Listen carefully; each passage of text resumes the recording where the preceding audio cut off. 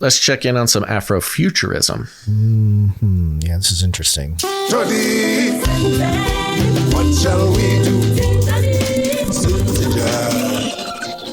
What shall we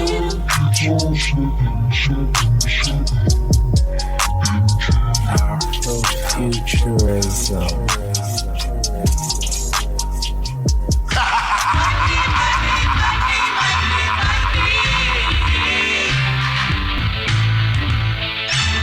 This is from The Guardian. And the headline here, riots erupt in Nigerian cities as bank policy leads to scarcity of cash. And we're starting with this Guardian article, and we're not going to read the whole thing here, but let me just give you a little flavor, because we believe the Guardian is doing the propaganda speaking here. Rioters have attacked bank ATMs and blocked roads in 3 Nigerian cities as anger spilled on the streets over a scarcity of cash just days before the country's general election.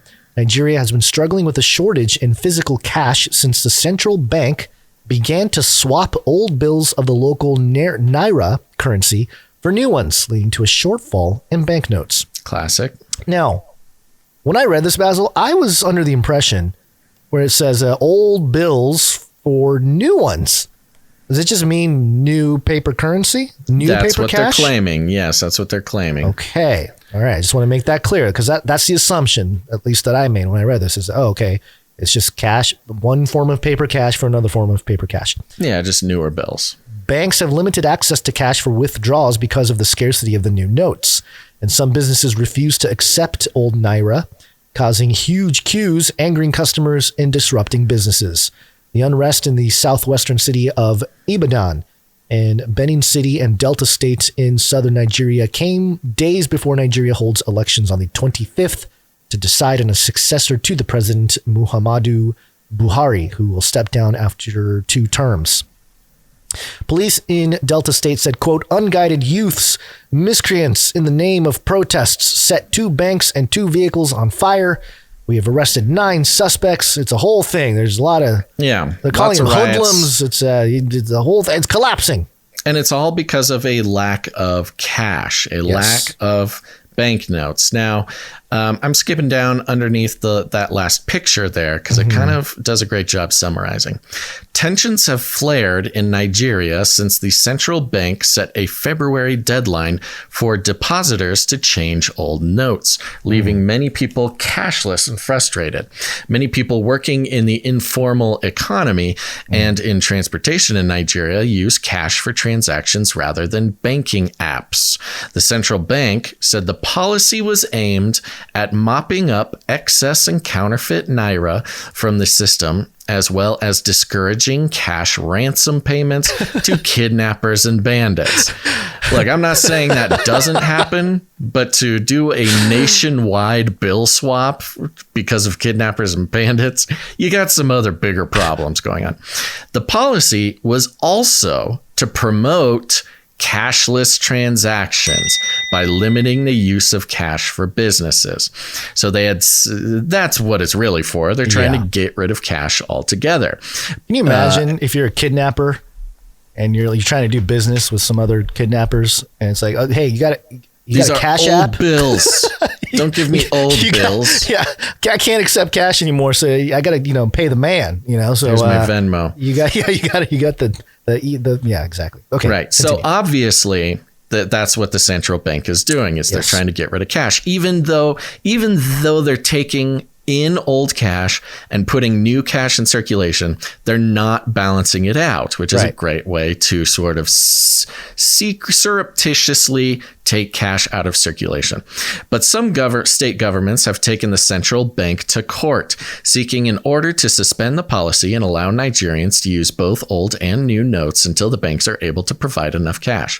2 weeks ago, riots also erupted in northern Nigeria's largest city of Kano during a visit by the Buhari, who has promised to look into the cash and petrol shortages. So you have these central banks of Nigeria obviously trying to take as much cash out of the system as possible, which is relevant because people who've been paying attention, at least to this show, know that Nigeria is the testing ground for CBDCs in Africa. And not only CBDCs, but the whole WEF technocratic move. They were the ones who locked people out of their bank accounts for being unvaccinated. Yeah. Yep. They were the ones who, I think they took away passports for being unvaccinated. They have the most robust, CBDC pilot program on the continent. They are closely allied with European agencies as the sort of gateway to the Afro-futuristic ESG technocratic future. They are Klaus Schwab's sort of little petri dish in Africa.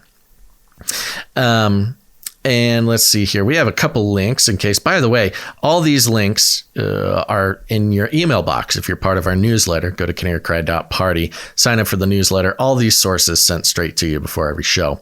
Just to get a couple links here. What do I got here? Yahoo News.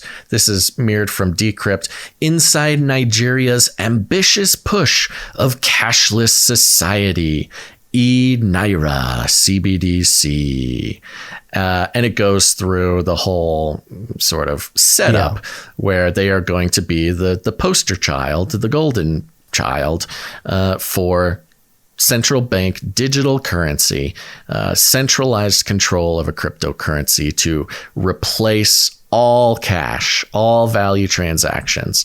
Was there anything notable that you saw in this Decrypt? No, I mean, we've covered some of it in the past, and this article itself from Yahoo mirroring Decrypt is from December. So you kind of see the prequel, I guess, to the stuff happening now, where, it was clear that they're pushing the CBDC.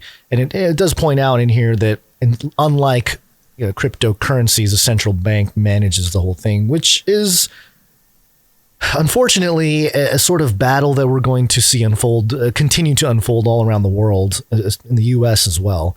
Mm-hmm. And even right now, we haven't been covering a lot of the SEC stuff. Gary Gensler, have you been tracking some of that stuff in America? Where Gary Gensler's coming out and saying basically that he wants to ban staking. He wants to, everything is a security except maybe Bitcoin. Right. It's a real power grab, trying to stifle innovation in the US and things like that. So it's pretty ugly right now in America.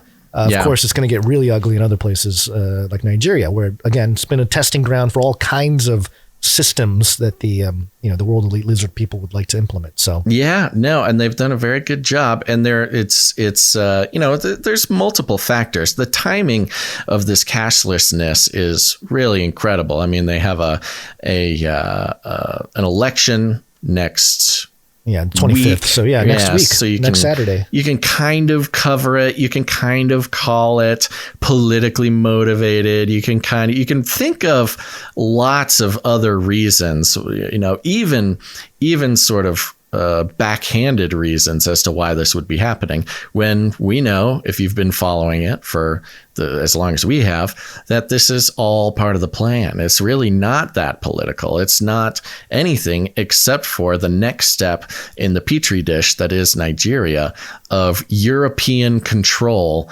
of the next stage of technocracy in Africa. And it's, they are not liking it. There are riots and they are burning banks. They are really fighting back. And they have done this all across for a couple of years now. Every step of this, this vaccination program, this CBDC thing, the people are not having it. But, that's when the true leaders of the country live in Europe. It's hard to really get that message across to them. Yeah. We also have this link to the IMF, the International Monetary Fund. 5 observations on Nigeria's central bank digital currency. It was published on November of 2021, and it mentions the Naira, a central bank digital currency, a CBDC, that was officially launched on October 25th by the Central Bank of Nigeria. So there you go. A little bit more documentation for anybody who thinks that this stuff is all crazy talk. There you go. I mean, the International Monetary Fund themselves talking about the launch of the CBDC. Yep. And now it's just a matter of time. It's just a matter of time before we see the same steps being taken all across the West. So it does behoove all of us to pay attention to how they do it, the reactions, what reactions work, what reactions don't work, because we're going to start seeing the same steps taken over here. Once they start talking about the Fed app for your money, I think we're going to be really close for them to start phasing out, like actually phasing out cash, because they've been talking about it for a long time. But things are slow. We got our own CBDC thing. We got our own Fed app being talked about. It's just a matter of time. But like Wall Street Journal said about the robot takeover, don't worry, it's going to be a few years. Yeah, it'll be a dark bank, dark, scary bank.